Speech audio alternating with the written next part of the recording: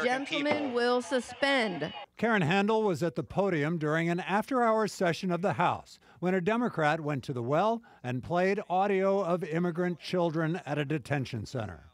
Why are we hiding from American people? The gentleman will suspend. Why are we hiding from American people? The gentleman will suspend. Per Rule 17 of the House. We have 2,300 babies and kids. Do you have any regrets about the way you handled that? The House has rules. Handel says any other member of Congress presiding that day would have had to enforce the same rule she did, which forbids members from playing audio from the well. Those particular actions are not in order, and the body functions when everyone respects the rules. Eventually, Handel called the sergeant at arms to shut it down.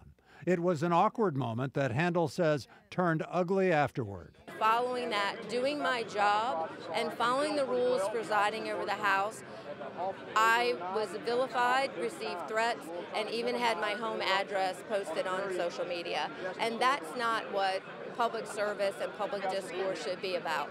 Like Democrat Ted Lieu, Handel says she too was moved by the plight of separated families at the border, something she says the government should avoid. To keep families together to the fullest extent possible. But now the issue and the gavel's backlash haunts Handel as she seeks re-election this fall.